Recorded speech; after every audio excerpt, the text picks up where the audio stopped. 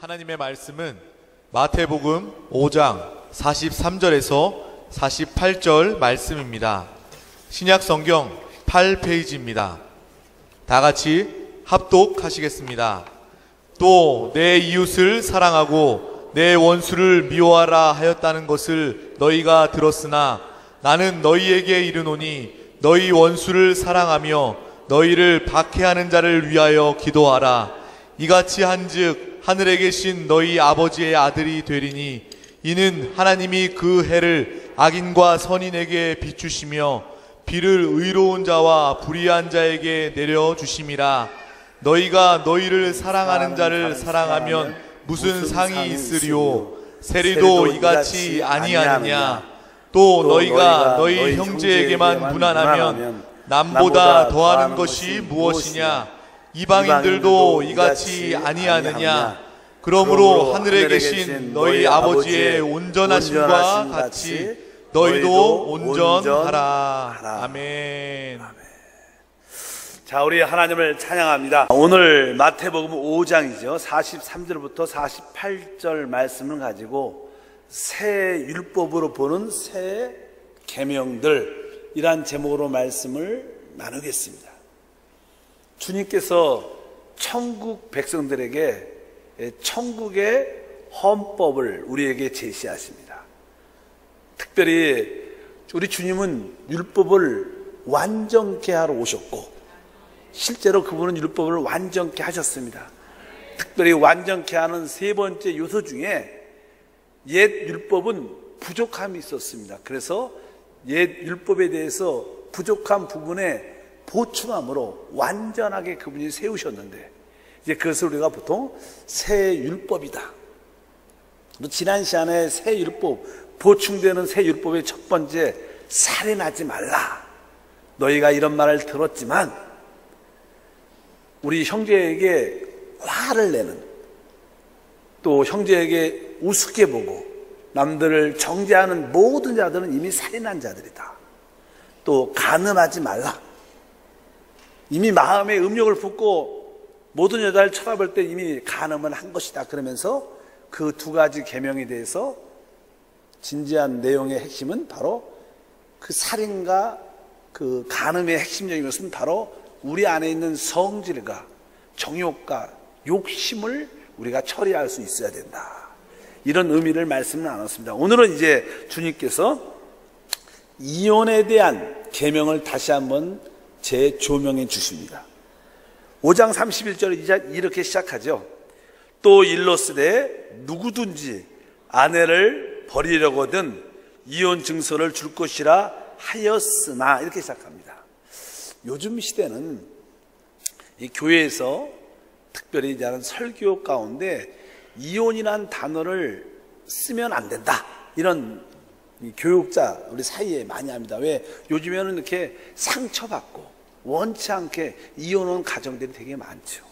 그래서 이 이혼의 단어가 그렇게 금기시되어 있습니다. 왜냐하면 또 잘못 오해해서 마음의 상처를 받을 수, 그렇지 않아도 마음의 상처가 있는데 또 이 목사가 또 교육자가 이 성직자가 이런 단어를 쓰면 괜히 많은 성도들의 마음이 다치지 않냐. 우리 교육자 목회자 세미나에 그런 세미나도 사실 들어본 적이 있습니다.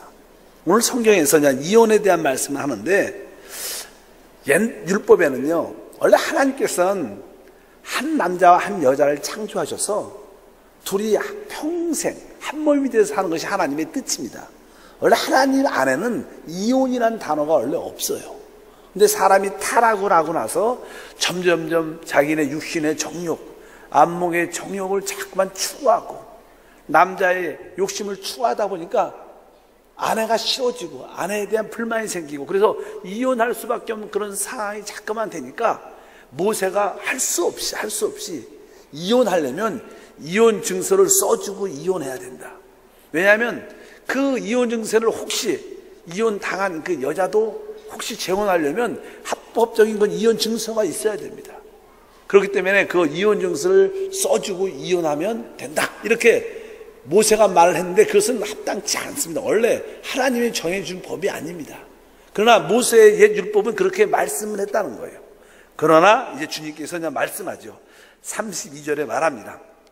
나는 너에게 이르노니 누구든지 음행한 이유 없이 아내를 버리면 이는 그로 간음하게 하는 하며 또 누구든지 버림받은 여자에게 장가드는 자도 간음함이니라. 이렇게 아주 주님께서 센 말씀을 하셨습니다. 사실 우리가 신약에서 보통의 교회 안에서 저는 많은 성도들이 질문을 할 때가 있습니다. 뭐 이혼해도 됩니까? 어느 때 이혼이 가능합니까? 뭐 저는 웬만하면 대답을 안 합니다. 그런 거에 대해서.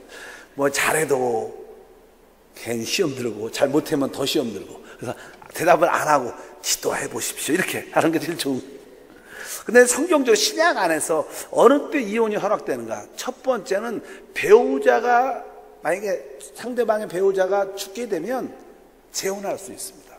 법적으로, 이제 성경적으로 말하면. 또 하나는 이제 배우자가, 특히 여자가 간음을 했다 그러면 합법적인 그런 간음의 모습을 갖게 되겠다. 만약 그러면 확실하게 이혼할 수 있는 법적인 그런 근거를 가질 수 있다. 성경이 말씀합니다. 그런데 오늘 말씀에 음행을 했다는 그런 뜻은 실제로 어떤 남자든 남편이든 아내든 음행을 했다고 말을 하면, 근데 그 음행을 한 당사자가 회개하고 돌아올 때까지 우리가 기다려야 되는 게 원칙입니다. 그냥 음행을 한 것이 딱 걸리고 잘 됐다, 이 판에 확실하게 이혼하자, 이런 뜻으로 쓴 게 아니고요. 일단은 음행을 한 사람이 회개하고 돌아오면 용서를 해주는 게 원칙이에요. 그런데 음행한 사람이 나는 당신 싫다, 나는 다른 그 사람하고 살겠다, 그리고 집도 나가고 그 사람과 살다면 어떻게 하겠어요? 할 수 없이 법적으로 효력이 나타날 수밖에 없는 것을 이해하셔야 됩니다. 그러니까 무조건 음행을 했다고 해서 무조건 이혼을 하라는 그런 뜻이 아니라 일단은 용서할 수 있으면 용서를 해야 된다는 거예요. 그리고 음행한 자가 마음을 열고 회개하고 돌이킨다면 용서하고 사는 게 원칙입니다. 근데 상대방이 음행한 자가 그것을 원치 않고 나가버린다면 어쩔 수 없이 그렇게 될 수밖에 없죠. 그것이 사실 성경의 가르침인 것을 우리가 알아야 된다. 근데 중요한 것은 여기에서 일단은 음행했다는 사실로 무조건 이혼의 대상이 된다, 이유가 된다고 말할 수 있지 않다는 것도 우리가 한 가지 기억하셔야 되고, 두 번째는 결혼이라는 게 그렇게 쉽지 않다는 거예요. 여러분들이 결혼을 할 때는 많은 기도가 있어야 됩니다. 서로 이렇게 사랑을 할 때는요, 눈도 멀고 너무나 환상 가운데 빠져갖고 같이 살고 싶은 마음이 많아서 결혼을 빨리 할 수도 있겠지만 그 사랑이 3년 잘 안 갑니다. 그 호르몬이. 그렇기 때문에 좀 진지하게 주님한테 생각을 해봐야 돼요. 왜 그 정욕과 욕심이 그렇게 오래 가지 않아요. 뭐 로맨스라 그러죠. 이 불륜, 그것이 한 길어봤자 1년 갈까 말까 그래요, 사실은요. 그러니까 그런 거에 대한 생각을 우리가 잘하고, 남녀 사랑도 마찬가지입니다. 조금은 진지하게 내가 이분을 영적으로 사랑하는가, 이런 기도와 하나님의 은혜가 있어야지 결혼도 잘 될 줄 믿습니다. 결혼은 필요해야 되지만 거기에 많은 기도가 필요한 것을 알아야 되고, 한번 결혼을 하게 되면 이혼할 수 없기 때문에 더 중요한 것을 분명히 알아야 된다. 뭐 옛날 속담에 이런 말이 있어요. 사랑은 눈을 멀게 하고 결혼은 눈을 뜨게 한다. 뭐 결혼하면 현실을 보게 된다는 거죠. 현실을 보게 돼요. 그런데 그게 사실 바뀌어야 됩니다. 이 결혼하기 전에 눈이 활짝 뜨여야 돼요. 믿으시면 아멘.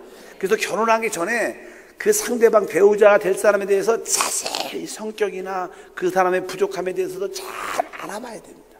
내가 저것을 용납할 수 있는가, 내가 저런 모습을 이해할 수 있는가, 내가 저 모습을 품을 수 있는가, 그렇게 자세하게 눈을 활짝 떠야 돼.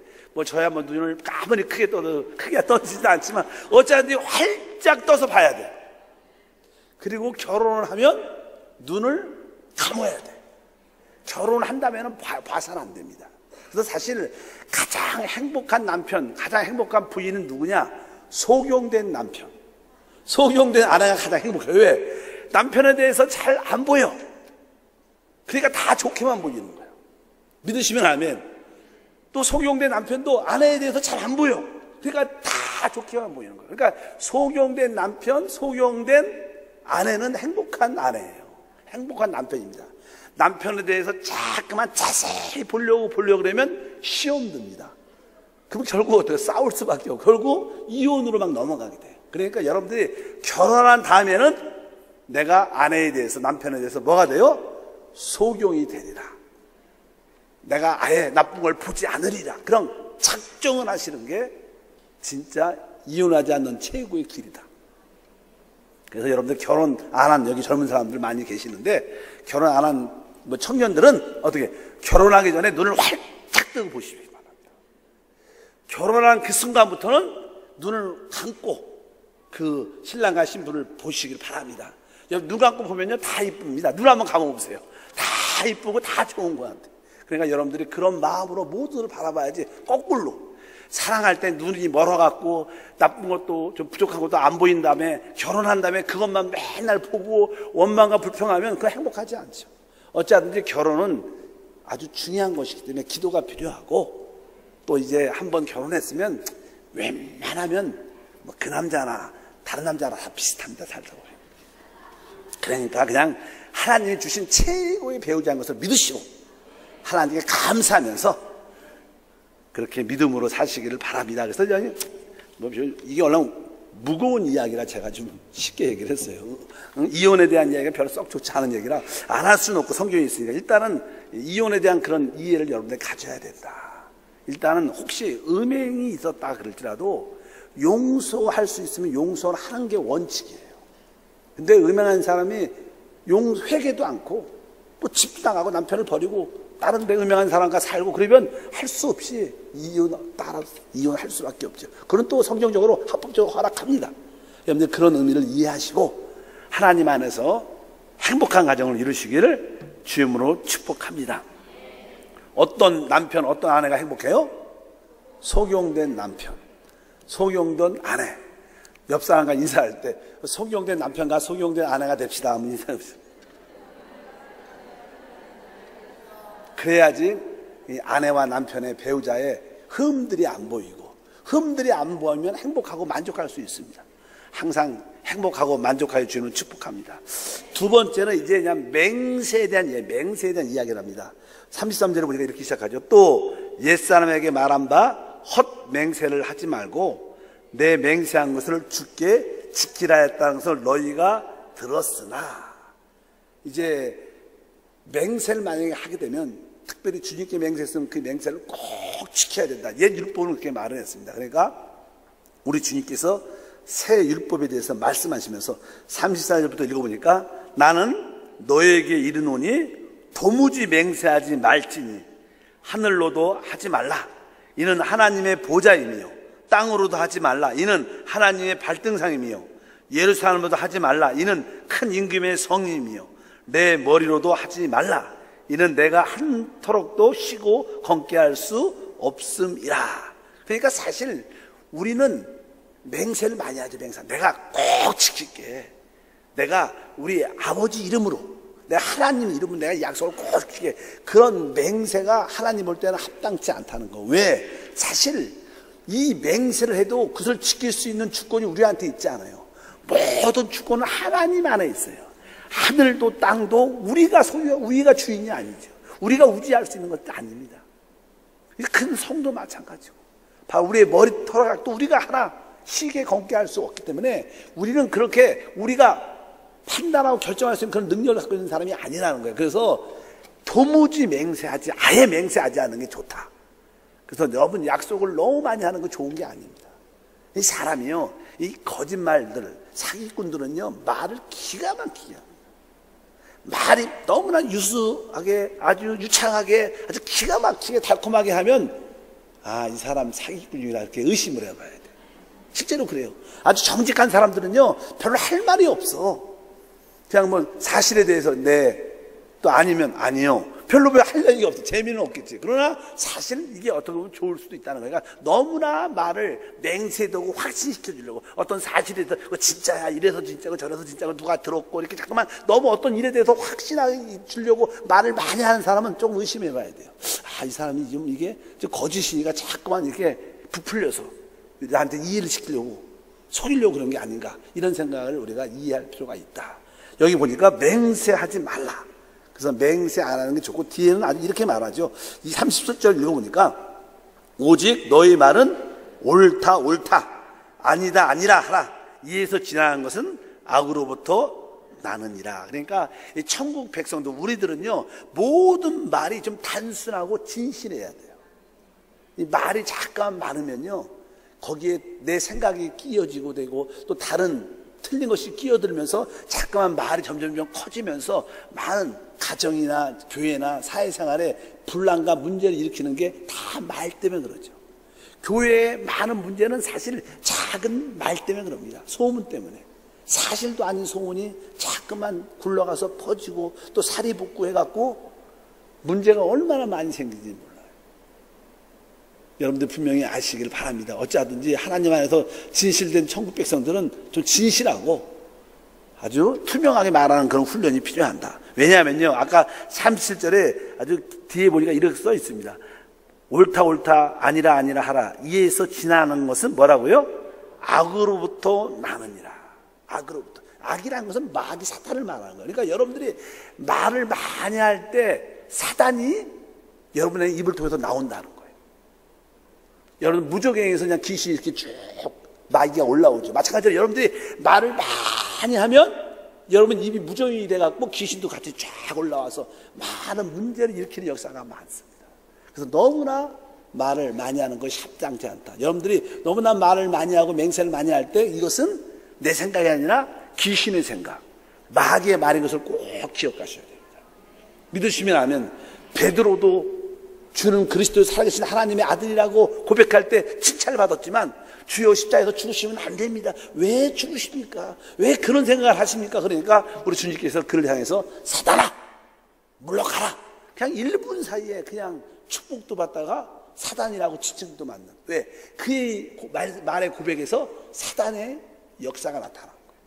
우리가 말을 좀 지나치게 하는, 좀 이렇게 가장되게 하는, 좀 좋게 합리화시키는 이 모든 것들은 다 마귀와 함께하는 것이라는 것을 기억하시죠. 두려운 마음이 있어야 돼요. 그래서 아까 옳다 옳다, 아니라 아니라 하여 이에서 더 지나치는 것은 다 악에서부터 나느니라. 이런 두려움이 있고, 그래서 야, 내가 말을 할 때 조금만 느슨하면 마귀가 같이 내 말을 통해서 역사하는구나.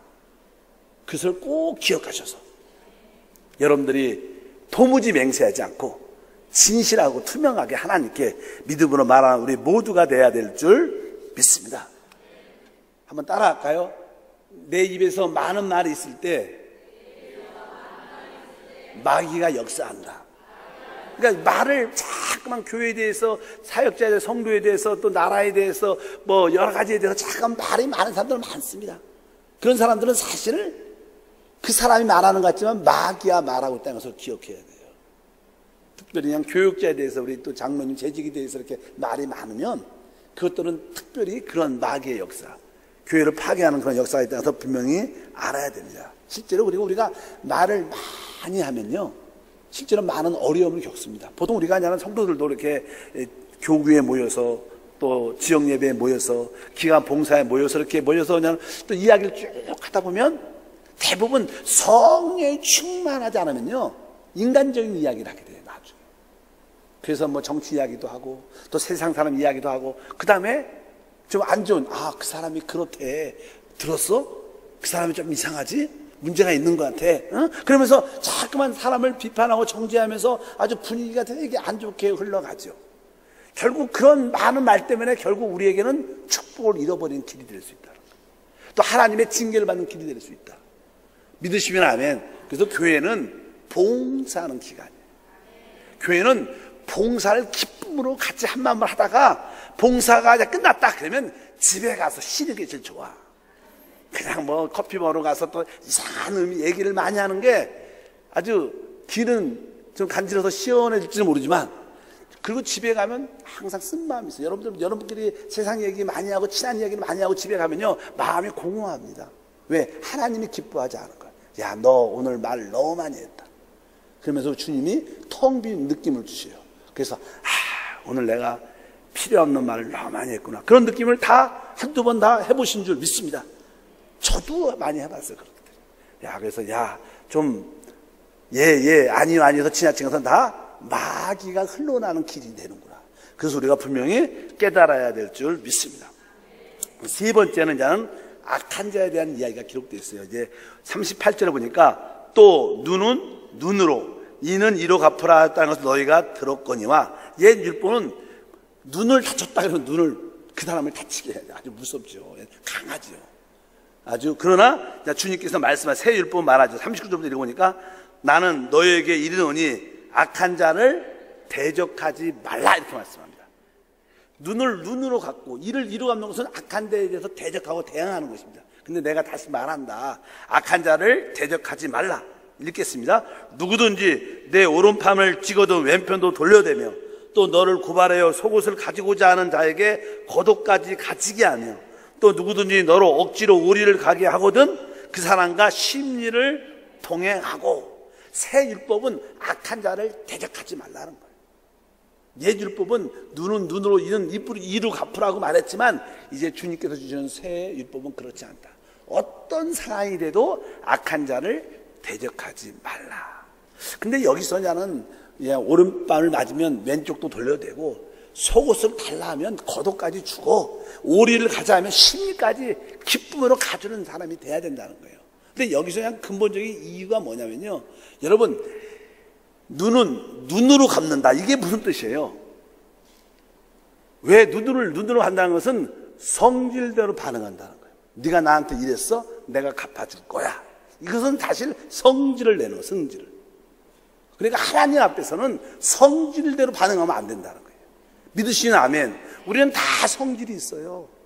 근데 그게 그냥 당연한 거라 생각해요. 구약의 옛 율법은 그게 당연한 거였어요. 그러나 이제 천국 백성으로서의 우리의 모습은요, 성질대로 반응하면 안 됩니다. 아까도 우리가 첫 번째 살인하지 말라. 이 살인은 뭐예요? 성질에서 시작되는 화를 낸다는 건 성질을 나타내는 건데 성질이 더 강해지면 결국 사람을 죽이게 되죠. 그러니까 이 살인의 근본적인 동기는 성질입니다. 이것도 마치요. 눈은 눈으로, 이것은 성질로 갚으라는 거예요. 근데 하나님은 성질로 갚는 것을 기뻐하지 않아요. 믿으시면 아멘. 왜 그러냐면요, 사람은 타락했습니다. 타락해서 우리 육신 안에는요, 이 정욕이란 죄가 있어요. 그러니까 우리가 정욕의 가장 죄성의 요소가 아까 말씀드린 성질과 정욕이라는, 우리 육체 안에는 성질과 정욕으로 꽉 짜여 있습니다. 그러니까 여러분들이 성질을 부린다, 정욕을 드러낸다, 이것은 뭐예요? 내가 육체로 산다는 거, 제 모습으로 산다는 표현이 있어요. 하나님이 창조한 모습이 아니니까 하나님은 그러한 모습을 싫어하십니다. 그래서 우리 주님이 하시는 일은 바로 우리의 옛사람을, 우리의 육신을 십자가에 못 박은 거예요. 왜? 우리의 성질을 십자가에서 끝내셨고 우리의 정욕도 십자가에서 끝내신 줄 믿습니다. 그래서 여러분들 항상 여러분의 반응이 나는 십자가에서 내 성질과 정과 욕심이 끝났다, 그런 믿음의 고백을 가져야 될 줄 믿습니다. 근데 우리는 영 안에서 반응하는 사람인데, 눈은 눈으로, 이건 성질로 반응해서 하나님 기뻐하지 않는다는 거예요. 우리는 어찌하든지 우리에게 악하게 대하는 자들에 대해서 대적하면 안 된다. 그들을 이해하고 그들을 용서하고 그분을 품을 수 있는 그런 믿음의 모습을 우리 모두가 가져야 될 줄 믿습니다. 내가 속옷을 달라는데 겉옷도 주고 이런 의미는 내가 그 사람을 이렇게 부유하게 해준다 그런 뜻도 아니고요. 우리 안에 모든 일들을 성질로 반응해서는 안 될 것이다. 기쁨으로, 관용과 사랑으로 베풀 수 있는 그런 모습을 가져야 될 줄 믿습니다. 그래서 항상 누가 나한테 이것 좀 해줘, 그걸 해야 돼, 이렇게 요구하지, 요구. 우리를 자꾸만 이렇게 귀찮게 하고 괴롭히는 사람들이 있습니다. 이렇게 해달라, 저렇게 해달라. 그러면 자꾸만 우리에게 지나치게 요구를 하게 되면 우리에게 뭐가 나와요? 성질이 나니까 그냥 뭐라 그래요? 왜 나한테 그래? 다른 사람한테 해달라 그래? 이렇게 우리가 반응을 누구한테 해요? 그 사람한테 하죠. 막 성질을 우리한테 요구하는 사람한테 성질을 내면서 왜 나한테만 그러냐고, 다른 분한테 부탁하시라고. 이렇게 우리는 성질로 반응하는데, 우리는 항상 이런 상황 가운데 그 요구하는 사람한테 반응하지 말고 우리는 내 성질을 다스려야 된다. 항상 모든 관점이 내 성질을 가라앉히고 다스리는 데 관점이 돼야 돼요. 그리고 요구하는 사람들한테 우리가 반응하지 말아야 된다는 거예요. 이 말씀은 그런 뜻입니다. 항상 내 성질이 항상 숨어 있죠, 우리 안에. 다른 사람들은 성질이 있어요. 근데 그것이 나는 감춰져 있고 이렇게 웅크러져 있어서 잘 안 보이지만, 그래서 하나님은 종종 진짜 승질나게 만드십니다, 우리를. 그래서 승질나게 하는 사람들을 많이 붙여줘요. 그냥 나중에는 이렇게 화가 팍 나. 근데 사실은요, 우리의 더러운 성질이 드러나야지 은혜를 받게 돼요. 믿으시면 아멘. 이 자기의 이 웅크러져 숨어있는 이 안 좋은 성질이 밖으로 이렇게 표출돼야, 아, 나에게 하나님 은혜가 필요하고, 하나님의 도움이 필요하고, 하나님 날 만나 주셔야 되는데, 이런 생각이 들어요. 근데 여러분들의 성질이 조용히 숨어 있으면요, 아, 이 정도면 괜찮지 뭐. 이런 생각을 하니까 하나님의 도우심을 전혀 필요하지 않습니다. 그래서 하나님은 여러분들이 하나님의 도우심을 필요하도록 종종 성질을 내는 사람을 많이 주변에 많이 붙여주세요. 실제로 그렇습니다. 그래서 여러분들이 다 교회 있다 보면 시험도 많이 들죠. 아, 나는 저 사람은 이해가 안 가. 난 저분과 같이 봉사 못해. 왜? 자기 성질을 긁는 사람들이 있어요. 다. 근데 하나님이 그것도 하나님 허락하신 것을 믿으시길 바랍니다. 왜? 우리를 변화시키기 위한 하나님의 그런 뜻이 있는 줄 믿습니다. 그래서 문제는 우리를 반대하는 사람의 문제가 아니라 내 성질이 문제다. 그래서 우리는 눈은 눈으로 반응해서 안 되고 이는 이로 반응해서 안 될 것이다. 우리는 반대하는 자에 대한 반응이 아니라 내 성질에 대해서 문제성을 인식을 하고 있어요. 참된 천국 백성의 역사를 우리 모두가 갖게 될 줄 믿습니다. 42절에도 그래요. 42절에 보니까 내게 구하는 자에게 주며 내게 꾸고자 하는 자에게 거절하지 말라. 이것은 천국 백성은요, 성질을 다스릴 수 있어야 될 뿐만 아니라 물질에 집착하면 안 된다는 거예요. 사람이 물질에 집착하면 누가 좀 꼬달라 그러고 좀 달라 그래도 인색해지고 아깝죠. 그래서 안 주죠. 진짜 하나님 백성들은요, 이 물질에 세상적인 것에 대해서 집착해서 안 될 것이고 또 성질을 내서는 안 될 것이다. 이런 뜻으로 여기에 오늘 말씀을 많이 합니다. 그래서 옛 율법을 보면 우리의 성질이나 우리의 이 마음들을 다스리지 않죠. 그러나 새 율법은 왜? 옛 율법은 행위, 밖에 보이는 행위만 다스렸어요. 그러나 새 율법은 우리의 마음의 동기, 내 안에 있는 그 마음의 상태, 동기, 순수함, 그런 것들을 우리에게 다 들춰내서 우리가 어떠한 삶의 것을 알도록 허락하신 것이다. 그래서 우리가 하나님이 주시는 새 율법을 우리가 다 받아들이면요, 내가 어떠한 사람인가 확실하게 드러나요. 믿으시면 아멘. 아, 내 안에 진짜 더러운 성질이 있고 정욕이 있고 부패함이 있고 썩음이 있구나. 이것이 적나라하게 드러날 수밖에 없어요. 그러니까 우리는 어떻게 해요? 주님께 돌이킬 수밖에 없는 거예요. 그래서 주님의 은혜를 사모할 수밖에 없는 거예요. 그래서 우리는 하나님을 만나고 하나님과 하나 되는 축복을 누리게 되는 줄 믿습니다. 그래서 우리가 이 드러난다는 사실이 부끄러운 게 아니에요. 그래서 저는 우리 교육자도 그렇고요, 우리 성도님들도 이렇게 서로 이렇게 부딪히면 저한테 상담 오면 제가 농담 진담에게 대판 싸우세요 그래요. 진짜로 뭐 화해하라고 말 안 합니다. 싸우세요. 한번 교회만 떠나지 않도록 싸우시면 돼요. 싸우다 보면 뭐 하나님이 다 회개하고 돌이키게 할 때 안 싸우니까 오래가. 싸우면 빨리 끝나는 은혜가 있는 줄 믿습니다. 가정에서도 남편과 아내가 문제가 좀 안 맞으면 어떻게 해요? 싸워야 돼요. 그런데 헤어지겠다는 싸우는 게 아니라 잘 되려고 싸워요. 잘 되려고. 왜 싸워요? 부부싸움을 왜 해요? 잘 되려고 부부싸움을 해야 돼요. 그냥 그것을 모르고 그냥 한번 싸우면 그냥 갈라지려고 싸워. 그것은 진짜 죄입니다. 죄. 그러나 싸울 때 할 얘기 있을 때는 우리가 더 좋은 가정을 이루기 위해서 할 얘기하고 또 부족한 것도 느끼고 인식하고 베푼 거 베푸고 그렇게 해주는 그런 싸움도 되게 중요하다. 그래야지 우리가 이렇게 드러날 수 있고 상대의 마음도 이해할 수 있다고 믿습니다. 그다음 네 번째는 이제는 원수에 대한, 아까는 악한 자, 우리에게 악한 일을 하는 자에 대한지만 이제 원수에 대한 말씀이 기록되어 있는데 43절에 써 있습니다. 또 내 이웃을 사랑하고 내 원수를 미워하라 하였다는 것을 너희가 들었으나, 이렇게 말해요. 옛 율법은 그렇죠. 새 율법은 주님 말하죠. 나는 너희에게 이르노니 너희 원수를 사랑하며 너희를 박해하는 자를 위하여 기도하라. 어때? 옛 율법은 정확하게 내 이웃을 사랑하고 내 원수를 미워하라. 이것이 옛 율법의 주된 계명이었습니다. 근데 사실 내 이웃을 사랑하라. 여러분, 우리가 원수는 미워하라 이렇게 옛 율법은 되잖아요. 우리가 왜 우리의 이웃을 사랑합니까? 여러분들이 보통 일반적으로 누구를 사랑한다, 여러분들 교회 안에서도 내가 저분을 사랑하고 저분을 좋아하고 저분이 좋다 이렇게 생각하는 이유는 다 하나입니다. 왜? 내 생각과 내 기호와 내 느낌에 내가 좋기 때문에 그 사람을 사랑하는 거예요. 그렇죠. 그러니까 왜 그 사람을 사랑해요?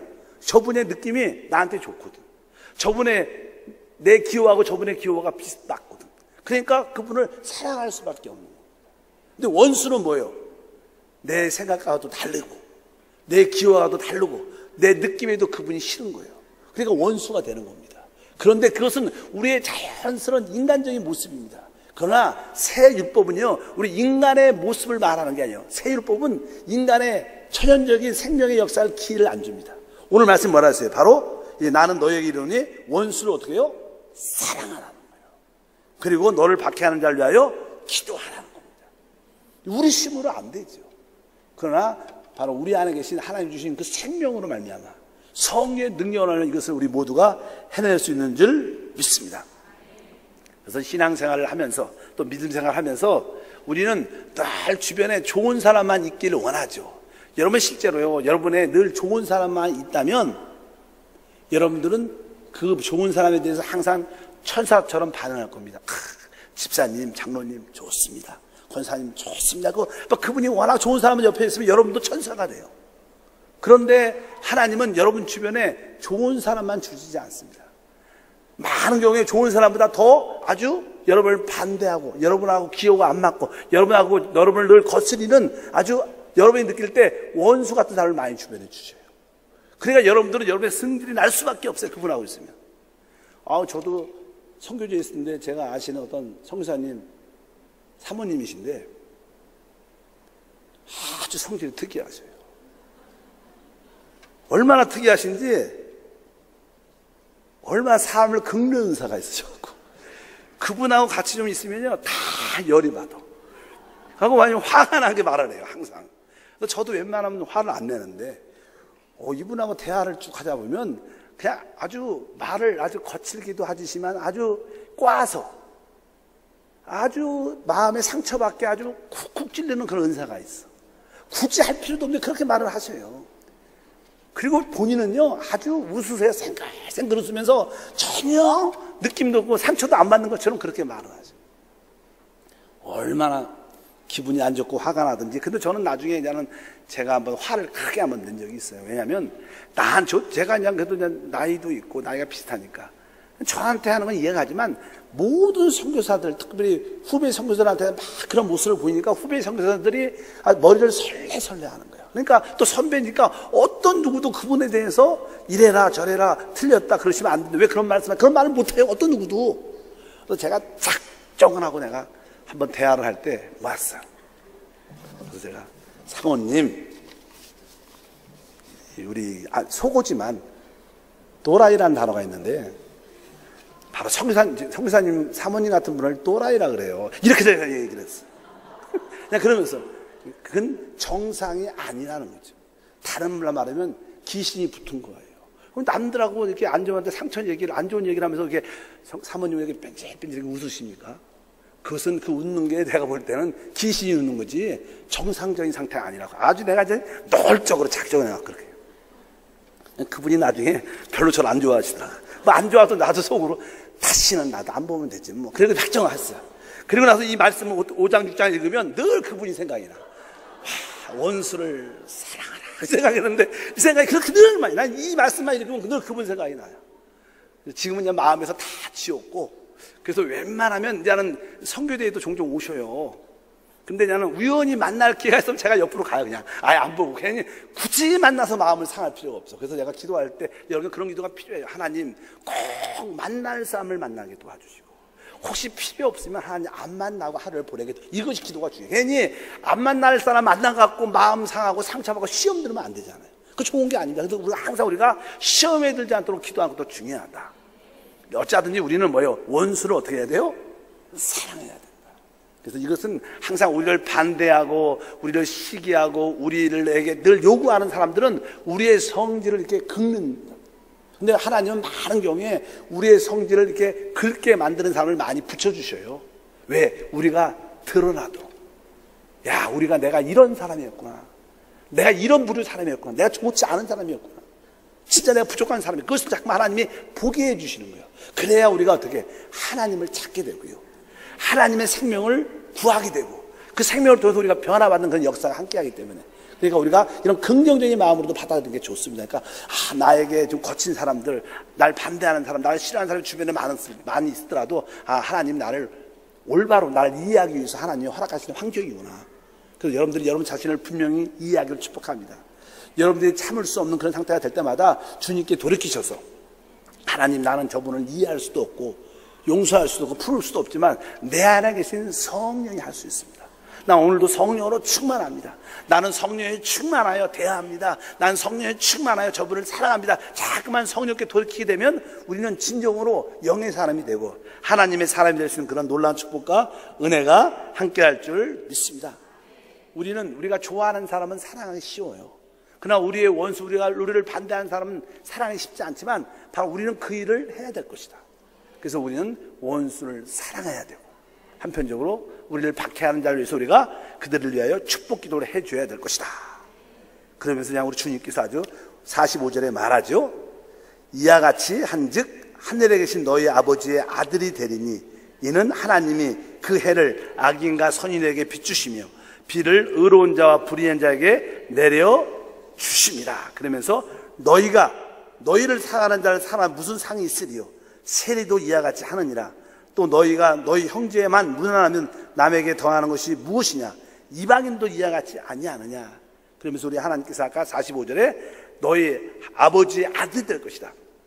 사실 우리는 이런 아까 처음에 말한 것도 이렇게 살인하지 말라, 간음하지 말라, 이혼하지 말라, 맹세하지 말라, 대적하지 말라, 우리 반대하는 자를 대적하지 말라, 원수를 사랑하라, 이런 것을 우리 힘으로 지킬 수 있지 않아요. 이런 말씀을 쫙 받아들이면 우리 스스로 우리가 태어난 천천적인 능력으로, 자연적인 능력으로 우리가 해낼 수 있지 않아요. 그래서 우리 하나님은 우리 천연적인 능력을 전혀 기회를 안 줘요. 이렇게 우리 힘으로 안 됩니다. 그러나 우리 안에 아버지의 생명이 들어있다는 거예요.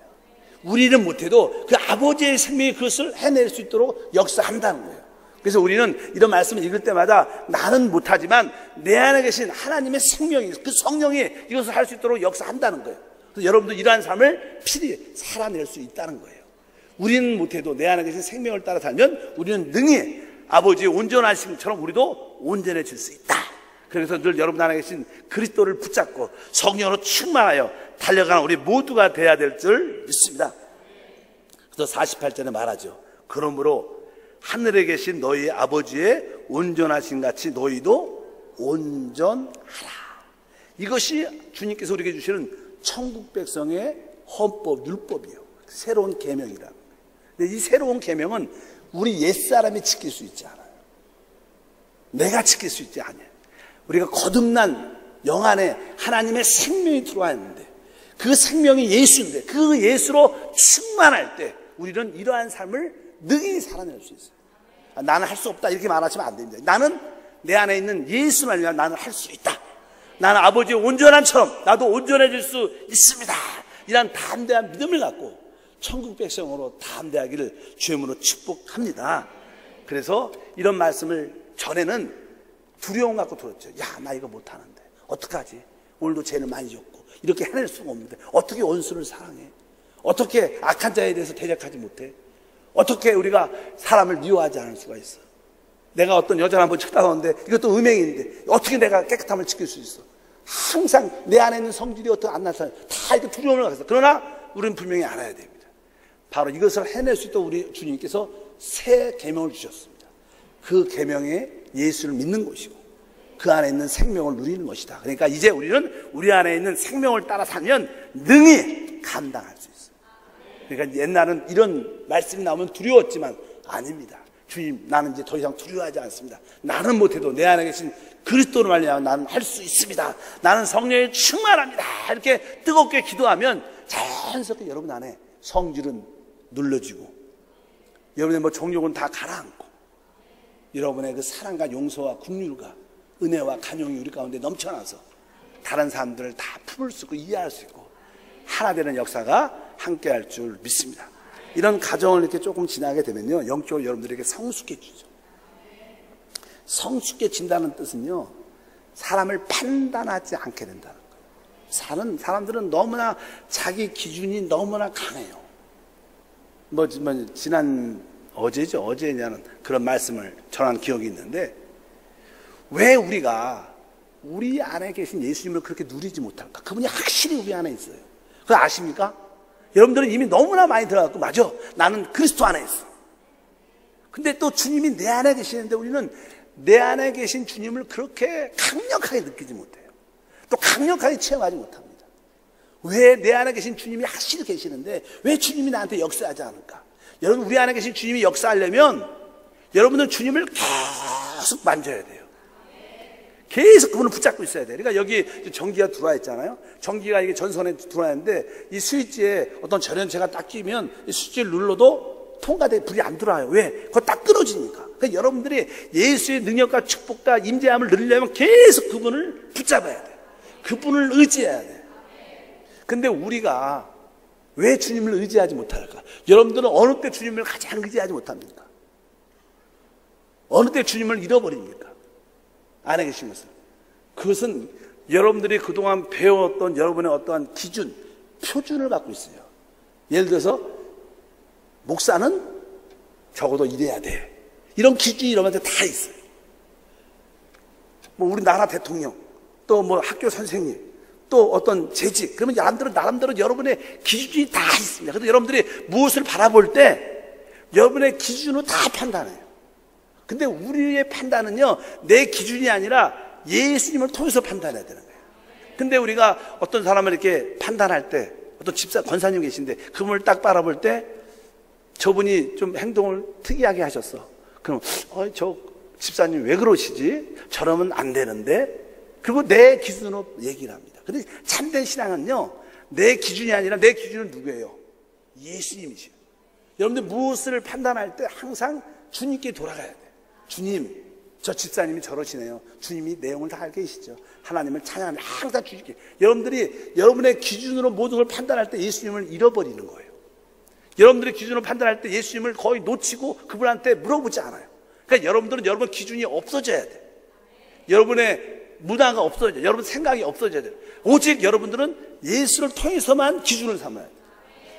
내 기준이 강한 사람들은요, 모든 것을 결정할 때 예수님한테 거의 안 물어봅니다. 그냥 내가 딱 보고 이건 이렇게 하면 돼. 예수님한테 안 물어요. 왜? 내 기준이 확실하니까. 그것이 바로 주님을 누리지 못하는 일입니다. 그러나 어떤 분들은 아예 기준이 없고 좀 부족한 사람들은 하나님, 난 저거 잘 모르는데 하나님 도와주세요. 성령님 도와주셔서 계속 그분의 은혜를 받으니까 그분에게는 임재와 축복이 있는 거예요. 근데 자기 기준과 어떠한 분명함이, 표준이 있으면 주님께 물어보지 않고 자기의 기준을 따라 말하고 기준을 따라 판단하고 결정합니다. 그러니까 주님과 상관이 없는 거예요. 그러니까 주님이 역사할 기회를 못 갖는 거예요. 그래서 여러분들의 그 나름대로의 가치관, 여러분들의 배운 어떤 도덕적인 기준을 다 내려놓고 예수가 나의 기준이고 표준이다. 예수님이 나의 모든 가치관이다. 이런 마음을 딱 가져야 여러분 안에 놀라운 역사가 일어날 뿐만 아니라 또 그분을 알려면 이러한 모든 새 계명도 우리가 자연스럽게 지킬 수 있는 그런 신과 능력이 함께할 줄 믿습니다. 오늘 결론적으로 가장 중요한 거, 여기서는 성질을 다룹니다. 우리 안에 성질, 죄의 성질, 또 정욕을 다뤄요. 이 안에는 우리 내적으로 우리는 욕심을 가지고 있어요. 또 우리는 또 물질에 집착하는 그런 모습이 있어요. 또 우리는 내가 좋아하는 사람만 사랑하는 기질이 있어요. 이런 것들이 사실은 하나님을 만나는데 많이 방해해야 된다는 거예요. 이런 것들이 여러분들이 처리가 돼야 된다는 것입니다. 그래서 항상 외적인 보이는 것이 중요한 게 아니라 내적인 그러한 성질도 여러분들이 볼 수 있어요. 내 성질이 이렇구나. 내 안에 이런 정욕과 탐심이 있구나. 내가 물질적인 것에 대한 이런 집착이 있구나. 이런 것을 여러분들이 분명히 여러분 자신이 분명히 알아야 이것은 안 되는 것들인데. 그래서 여러분들이 이러한 상태를 온전히 드러나서 그것이 보일 때 여러분들은 주님을 진짜 찾게 돼요. 하나님, 나는 진짜 아무것도 아닙니다. 나 주님만 의지합니다. 그러면서 여러분들은 예수 안에 있는 그 생명을 따라 살게 될 것이고, 그럴 때 여러분들은 이 모든 계명을 성령의 능력으로 다 지키는 믿음의 사람, 성령을 따라 그 율법을 이뤄낼 수 있는 참된 승리의 사람이 되는 줄 믿습니다. 자, 여러분들 성질 드러나는 거, 그것을 너무 나쁘게 생각하지 마십시오. 우리는 드러나야 돼요. 드러나야 내 자신을 정확하게 보는 거예요. 자기를 보는 게 축복이죠. 제가 어떤 목사님 아들의 간증을 이렇게 들어봤어요. 근데 젊은, 아주 나이가 많지 않아요. 근데 그 아들 간증의 내용이 그 청년인데, 이게 노래하는, 춤추는 그런 청년이에요. 이렇게. 비보이처럼. 그런데 간증을 얘기를 쭉 듣는데, 그런 간증에 자기는 자기의 부패함을, 죄성은 안 돼. 그런 얘기를 쭉 내가 얘기를 하더라고요. 그 얘기를 하고 제가 은혜를 많이 받았어요. 야, 저 청년 때 자기의 부패함과 자기 안에 있는 이 정욕과 자기 안에 성질을 봤다니. 그러니까 그는 더 주님을 의지하게 되는 거예요. 하나님의 은혜와 기름 부음이 있는 줄 믿습니다. 우리들도 그것을 빨리 깨닫는 귀한 시간이 되어야 될 줄 믿습니다. 오늘 주님께서 주시는 몇 가지 계명들, 지난번에부터 했던 거, 살인하지 말라, 간음하지 말라, 이혼하지 말라, 맹세하지 말라, 악한 자에 대해서 대적하지 말라, 원수를 사랑하라. 이것은 뛰어난 법입니다. 사람이 지킬 수 있지 않지만 내 안에 계신 예수로 지킬 수 있다. 오직 그분을 붙잡기를 축복합니다. 하나님 아버지 감사합니다. 율법의 완성은 바로 우리 안에 계신 예수 그리스도의 생명인 줄 믿습니다. 우리가 성령으로 충만하여 우리의 성질과 우리의 정욕과 우리의 모든 욕심과 탐심과 우리 안에 천연적인 내가 좋아하는 기질과 기호들도 다 내려놓고 오직 주님만을 모든 것으로 취할 수 있도록 은혜를 베풀어 주시옵소서. 오늘도 우리 안에 계신 주님만을 붙잡습니다. 오늘도 성령의 충만함을 사모합니다. 주 예수 이름으로 기도함나이다. 아멘. 우리 하나님을 찬양합니다.